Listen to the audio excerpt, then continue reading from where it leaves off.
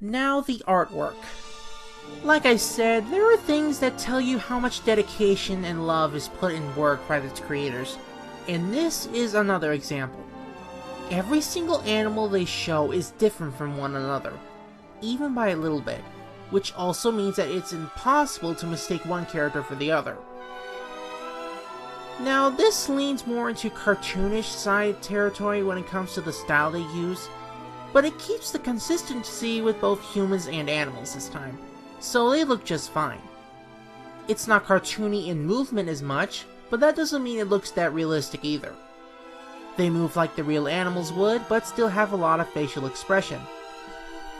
They only get more cartoonish when they work with smaller animals, such as Coco the parrot or Jack the circus rat.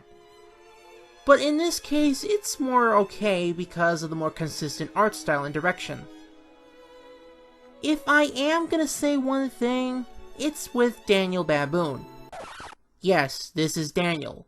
I didn't know it first either.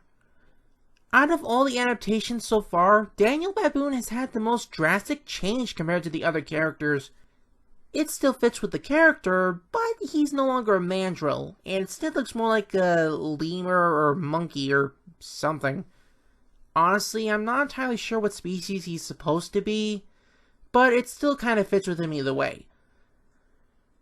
As for everyone else, they all look pretty alright with just the right balance of cartoon and realism. It's a talent that, depending on your tone, can either make or break. And lucky for the movie, it doesn't make it too confusing on the kind of tone through visuals. As for the background scenery, they are simply beautiful to look at. The deep thickets of the jungle, the bustling cities, the exciting circus, the bitter cold and dread of Mount Moon, it's all there and all done with the right kind of color, shade, and expression. The most outlandish it does get is only during a dream sequence by Looney over a dream world where humans and animals live happily. Which makes sense given how it is a dream and not the real world, and it amplifies Looney's naiveness to the cruel world just from the designs of the dream alone. Both designs and artwork pass with flying colors.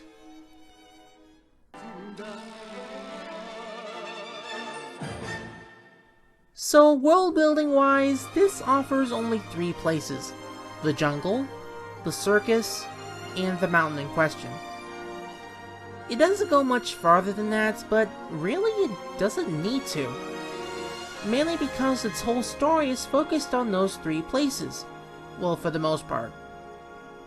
It's still much smaller than the other adaptations before, so while downgraded, it's still good enough.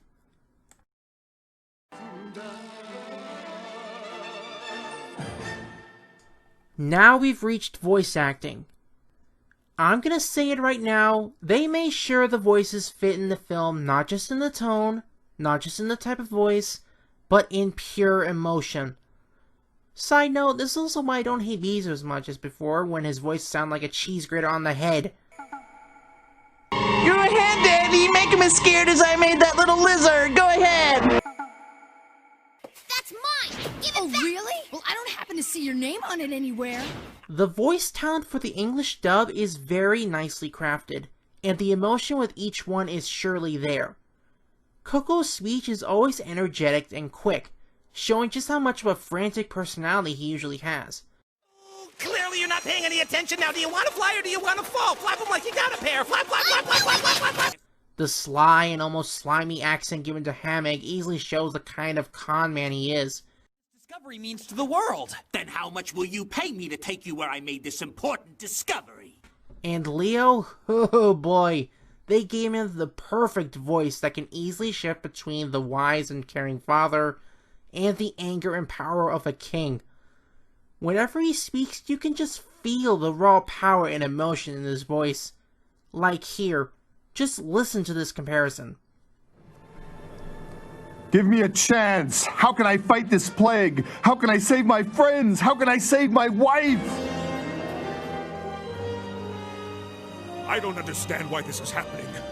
Lune is gone and Lyra is dead. Must you now take Lucio from me too?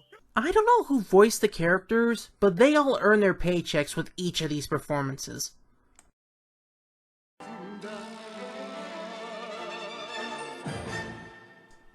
Now we got the musical score, which is, yet again, top-notch.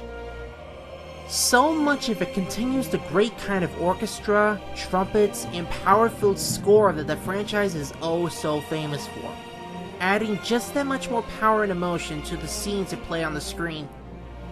The man behind the music is the same one that did the original series, so you know it's gonna be good, whether or not if it's an adaptation of the original or a new piece of music altogether. The opening with Lune and Lucao's birth starts off somber with harp strings, only to build up and explode into a celebration of orchestra. And the circus? Guess what? It's not generic, and still holds the tone of the big show energy. Whenever it gets sad, action-packed, or powerful in general, the music makes sure you feel that emotion. Now, speaking of the circus, sound effects are actually used kind of sparingly except during the circus scenes, which to me is pretty appropriate, giving it to fit the fantasy-filled tones of the Big Top compared to fighting wolves on a mountain or something, which, by the way, there is none. Smart move on their part.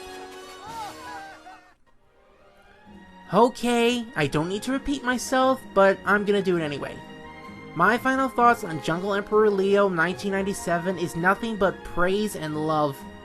The story, the characters, the animation artwork, the music, it's all faithful and a simple masterpiece. There is no doubt in my mind, if you want to go and give this a watch, I can't recommend it enough.